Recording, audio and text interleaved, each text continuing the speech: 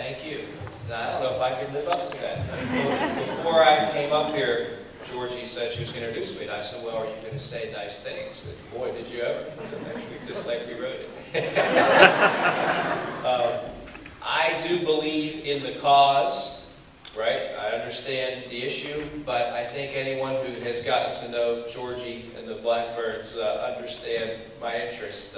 She's relentless.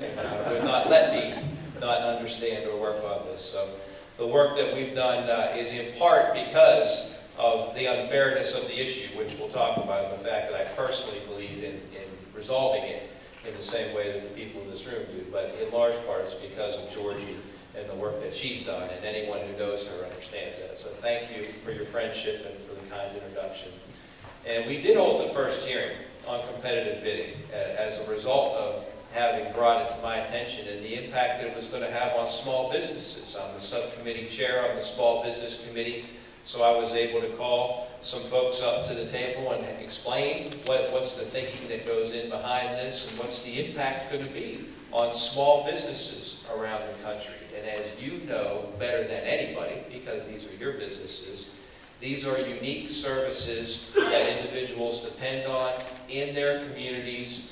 They're things that have to be adapted to individual health needs. They cannot be done on a mass production scale. Customer service is critically important as a part of this. You understand all of that, but none of those arguments had been made up to that point.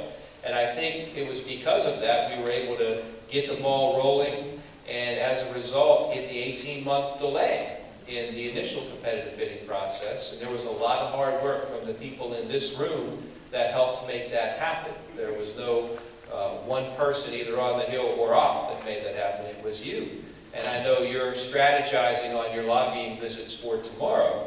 And the motivation that I would give you is the difference that you made over the past 2 years in getting that first delay, and having a recognition in the previous administration and carrying over into this administration that maybe they weren't thinking this thing through in the way that they thought that they were. Maybe there were going to be some unintended consequences and impacts that no one had really thought about before. And that was because of the work that you did. So when you go on the Hill tomorrow or this week when you're doing your visits, you have to think about it in that context, as members are already aware that there's been a hiccup in the rollout of this thing. And there's two sides to that coin. One is there's a school of thought, a lot of people who believe that, well, they've addressed some of those concerns. There was an 18-month delay. Now, as of October, they're taking bids again in the 10 sites, and that the problems are resolved and they're going to move forward. There's also a cost associated with change. I'm a co-sponsor of Kendrick Meek's bill, as you just heard.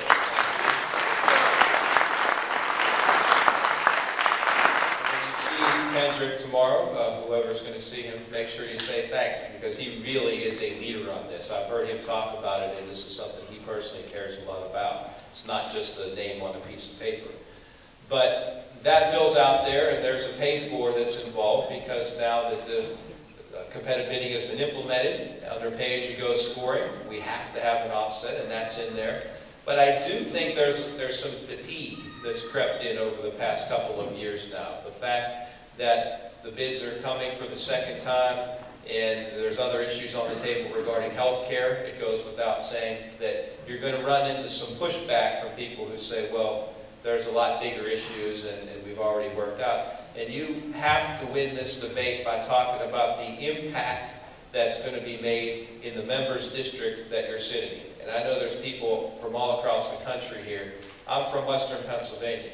And what influences me is when I visit Blackburns and I see the great work that's being done there, and I think about the more than 100 providers that are in southwestern Pennsylvania, where I represent, that would be directly impacted in a very negative way by competitive bidding.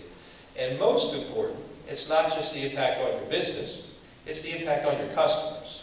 That's what's going to help make the sale to your members of Congress, because these are people, in many cases, with chronic diseases, as you know, that have stories to tell, and to the extent that you can tell those stories and relay those facts, it's going to make a big difference. That this isn't a one-size-fits-all, where you can just have some big national conglomerate come in and provide the same level of customer service for your customers, then you have the jobs and the economic impact created by the businesses, your own, but as a whole, in the aggregate in all these districts. That's how you win the debate. But I do want to be honest and not raise or lower the bar of expectation to an extent where you think this is going to be easy, because it's not. I'm not as optimistic as I once was, because every day that goes by is a day that there hasn't been a resolution, and they're a day closer to picking the new sites and rolling this thing out.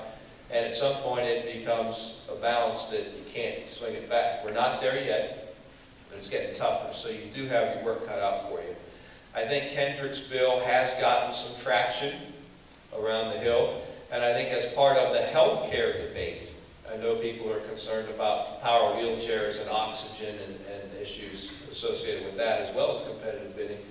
All of those things are in one way or another connected to the current health care debate. And the fact that there's a new bill that's going to be unveiled tomorrow by the President puts the spotlight on the issue, health care reform as a whole, and gives you an opportunity that's unique to actually make some changes and insert language. And I would make sure you bring that up with your members too, that we have a vehicle now that's going to move in the next few weeks, that you're going to be able to change language associated with those three issues: power wheelchairs for 13 months, the competitive bidding, and the oxygen for 36 months. So those are things that could, with enough support, be inserted into the bill, because the President's going to put his idea forward.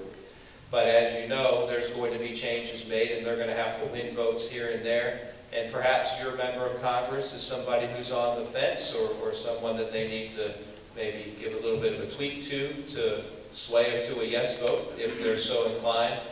Maybe you could ask them, well, why don't you fix the competitive bidding situation? Make that your ask. Make that your condition of a yes vote. And see if you get there. You know, I can't guarantee the result, but think in those terms, that there really is an opportunity right now, starting tomorrow with the health bill, to have that language inserted. So use that.